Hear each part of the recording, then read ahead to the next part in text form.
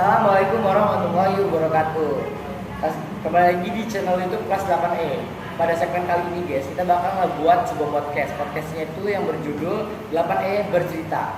Pada segmen kali ini, pada podcast kali ini, kita bakal ngebahas tentang bagaimana sih cara kalian, bagaimana cara kita ini mengendalikan emosi.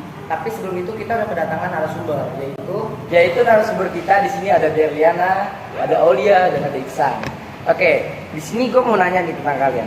Kan kita di sini ngebahas tentang bagaimana sih cara mengendalikan emosi, dan pasti orang-orang itu ada versinya sendiri-sendiri kan. Nah, di sini gue pengen nanya, cara mengendalikan emosi versi kalian tuh gimana sih? Siapa dulu nih yang jawab?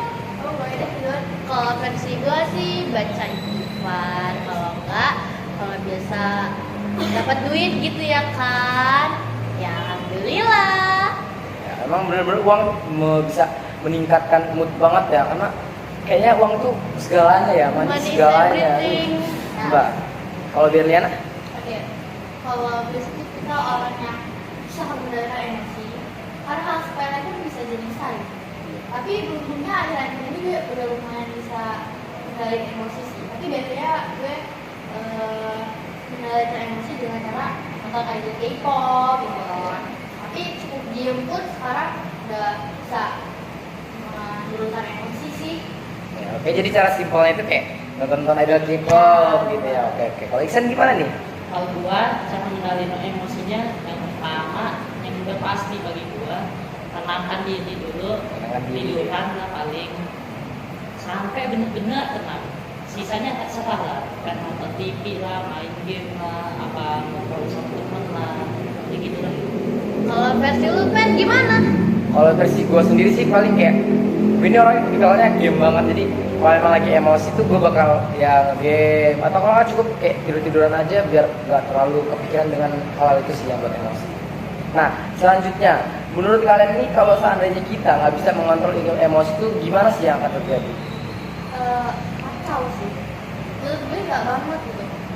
Karena kalau kita nggak bisa tahan emosi, kita bakal beringas banget. Yeah. Contoh misalkan pacar lo kepala selingkuh nih. Yeah.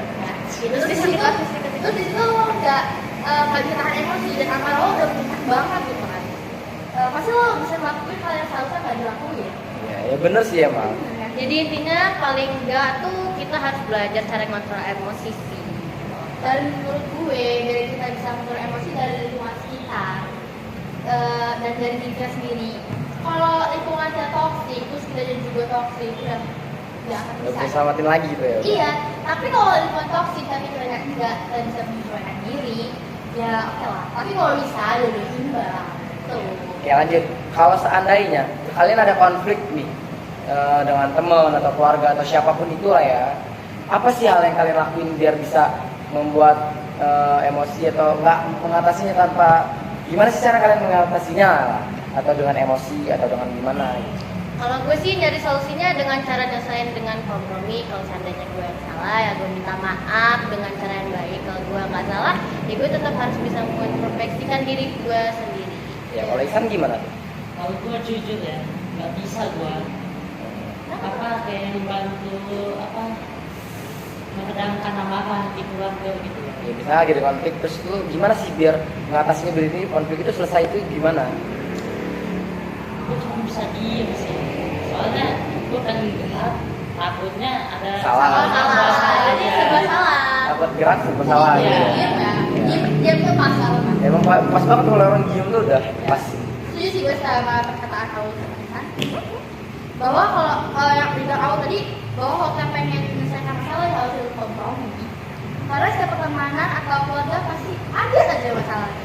Dan di situ agar kita tahu gimana cara agar semuanya bisa berjalan dengan baik lagi. Karena di setiap hubungan, entah itu pasangan atau siapapun, butuh yang namanya komunikasi yang efektif. Jadi intinya kompromi atau menyelesaikan masalah ini adalah solusi yang efektif. Ya emang, gue memang setuju banget sih dengan perkataan Aulia, Ana, dan Iksan tadi. Nah, akhir-akhir ini ada nggak sih kalian itu konflik dengan siapapun atau masalah dengan siapapun gitu? Alhamdulillah sih nggak ada. Ada lah. Ya, kalau gitu apa tuh? Aduh, ini nggak perlu dipublish sih. Oh, mungkin episode. Ya. Kode. Ya boleh lah, bisa dibicarain lagi ya. Oke. Tapi sayang banget nih, waktu podcast kita udah berakhir. Tapi sebelum nih, ada nggak kata-kata motivasi dari kalian bertiga untuk bagaimana sih cara mengendalikan emosi itu? Kadang lebih baik diam daripada menjelaskan apa yang kita rasakan karena menyakitkan ketika mereka mendengar kita tersebut. Kalau dari gue sih, semua keberhasilan terbaik Anda datang suatu kekecewaan besar yang Anda miliki. Sadar. Kalau dari Iksan ada nggak nih kata-kata motivasi? Ya, Mas.